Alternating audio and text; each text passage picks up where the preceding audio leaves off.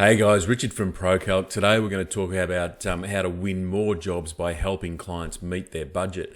Now, as you know, often when a client rocks up to your door and says, hey, can you give us a sense of the cost of this?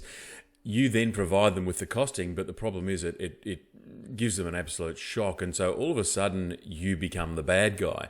Now, that's obviously not fair on you, and it's just the way the industry is. And so what we're going to do is talk about how to deal with that and make sure that you actually nurture the client across the line so that you finish up being able to win the job, but also at a reasonable rate where the client can afford it and you actually achieve a good return on the work or on the investment that you've put into the job. So that's really the ideal outcome for everybody, rather than you coming away looking like the bad guy. So first thing you really want to do is make sure that you use an informed third-party industry figures when you're giving the information to the client. Now, whether it's HI or ProCalc or whoever it may be, it doesn't really matter. But the important thing is that if you're using third-party figures, what it does is it allows you to actually honestly say, look, this is what the industry says your job is worth. Let's talk about it.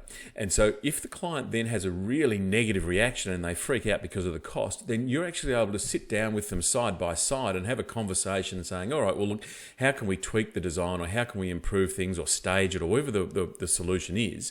And what it means is that you're the solution provider rather than someone who's blocking them on the cost of their project. So that's a really important part of step one. Next is really helping architects and designers educate clients at concept stage. So what happens is that architects and designers will, they need to do a feasibility assessment about whether the client can afford the project at concept stage. So please do reach out to architects and designers and say, hey, look, you can talk to us at concept stage, because that will actually facilitate not only you growing a relationship with them, but also enabling the client and the architect or designer to understand exactly what the project's going to cost at those early stages, right at the very beginning of the design process. So ProCalc's obviously a great way of doing that, but you may have your own method. So do engage with architects and designers in those early stages, because it's quite beneficial.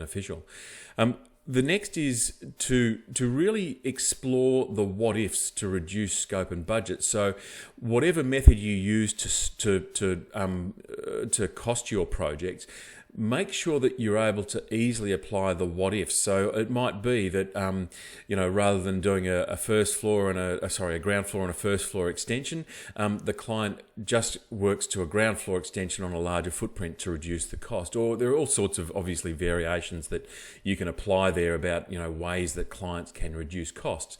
But whatever method you use, make sure that it's easily calculated and easily delivered.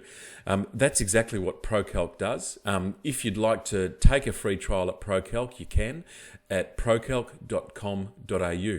Thanks, and have a good day.